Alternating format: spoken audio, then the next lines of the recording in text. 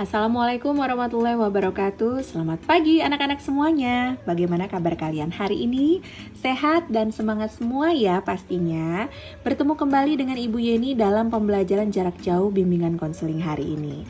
Anak-anak hebat semuanya, latihan ujian sekolah sudah kalian lewati. Bahkan kalian sudah mengetahui hasil yang kalian dapatkan.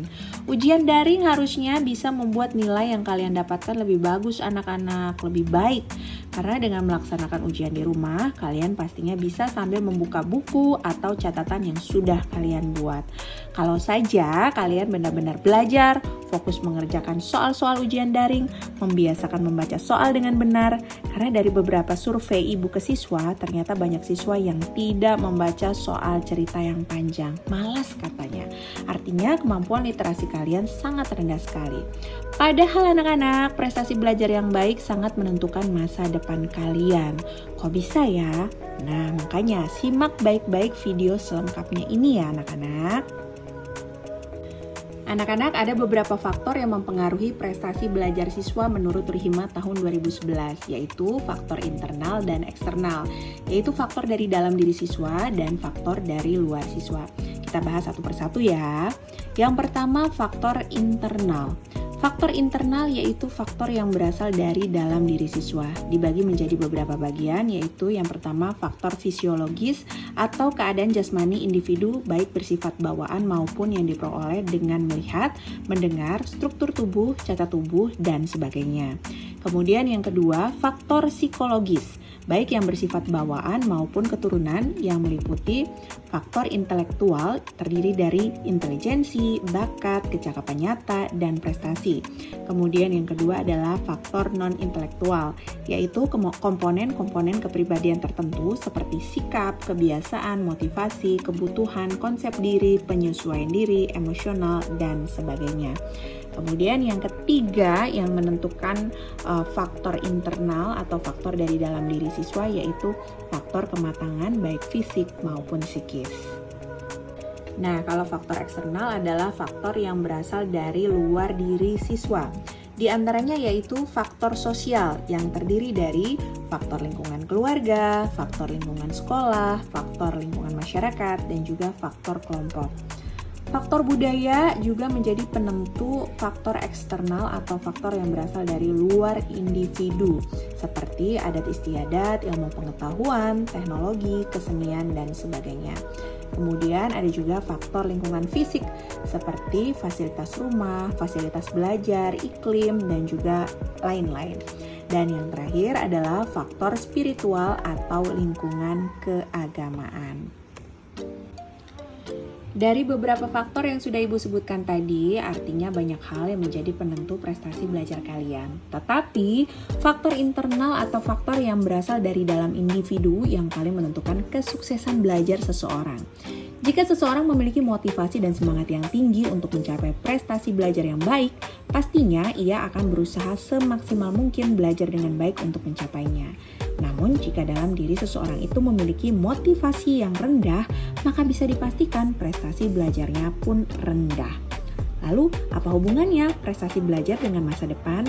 Begini, ketika seorang siswa akan lulus dari bangku SMP dan akan melanjutkan ke jenjang pendidikan yang lebih tinggi, maka ia akan mendapatkan sekolah impian berdasarkan hasil belajar yang sudah diperolehnya selama duduk di bangku SMP.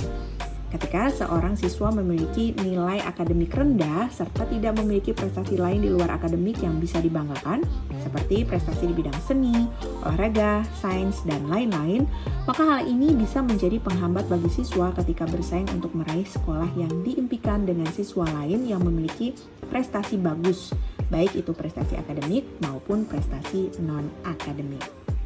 Hal ini terus berlaku anak-anak ketika kalian akan melanjutkan ke jenjang yang lebih tinggi. Misalnya bersaing di bangku perguruan tinggi hingga bersaing di dunia kerja. Seseorang yang memiliki hard skill dan soft skill yang baik bisa dipastikan akan meraih apa yang dicita-citakan. Lalu kalian pasti bertanya-tanya ya anak-anak, apakah sekarang saya sudah terlambat untuk merubah prestasi belajar saya agar lebih baik lagi? Jawabannya tentu saja tidak ada kata terlambat. Ujian sekolah akan dilaksanakan tanggal 28 April ini. Artinya, kalian masih punya waktu agar berhasil melaksanakan ujian sekolah yang akan dilaksanakan sebentar lagi. Ketika kemudian kalian berhasil nih menerapkan motivasi dari dalam diri kalian sendiri untuk menumbuhkan semangat belajar, semangat sukses, maka itu nanti akan terbawa ketika kalian duduk di bangku SMA, perguruan tinggi, hingga masuk ke dunia kerja. Oke, kalau begitu yang harus kalian lakukan agar memiliki motivasi belajar yang baik yaitu 1. Memilih sumber bacaan serta media belajar yang beragam. Sumber bacaan berbeda dari yang guru berikan bisa menjadi referensi kalian ketika ingin mengerjakan soal ujian. Jadi jangan hanya terpaku pada satu bahan bacaan saja ya anak-anak. Jadi kalian bisa membuka wawasan kalian dengan menggunakan berbagai macam media yang kalian punya. Bisa googling, bisa dari ruang guru atau aplikasi lain untuk menambah wawasan kalian. Kedua, memprioritaskan belajar daripada kegiatan-kegiatan lain di luar belajar. Nah, ini penting nih. Banyak dari anak-anak yang masih belum menyadari pentingnya belajar untuk keberhasilan diri sendiri. Padahal ketika 10 tahun lagi nanti yang akan datang, 15 tahun lagi nanti, kalian akan melihat sendiri kerja keras kalian saat ini akan kalian dapatkan 10 tahun, 15 tahun yang akan datang nanti. Untuk itu anak-anak penting sekali bagi kalian untuk tahu tanggung jawabnya sebagai pelajar, yaitu belajar dengan tekun dan penuh semangat. Yang ketiga, selalu optimis. Maksudnya di sini adalah apapun keadaan kalian hari ini, mengeluh bukanlah cara yang tepat untuk merubah diri. Hal yang harus dilakukan adalah selalu yakin dan berusaha sekuat tenaga untuk melawan rasa malas yang bersumber dari diri sendiri. Jadi jangan pernah mengeluh dengan keadaan kenapa sih mesti sekolah daring terus, ujian daring terus. Pasti ada hikmah di balik semua ini anak-anak ya.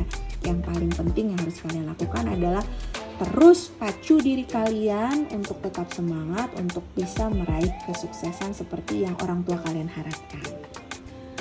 Oke anak-anak, perubahan memang tak selalu mudah dilalui, tapi bukan tidak mungkin kesempatan belajar jarak jauh saat ini dapat kalian manfaatkan untuk mendorong kalian menilai proses belajar kalian sendiri. Ketika kalian melihat kemajuan belajar kalian sendiri, merasa memiliki dan bertanggung jawab atas proses belajarnya, maka belajar mandiri atau belajar daring akan lebih menyenangkan. Semangat buat anak-anak hebat semuanya. Kalian pasti mampu, kalian pasti bisa menjadi orang sukses. Ingat ya anak-anak, prestasi akademik bukanlah satu-satunya penentu masa depan yang cerah. Terus menggali dan mengembangkan potensi yang kalian miliki dan terus mengembangkan diri tentu saja merupakan kunci sukses yang utama.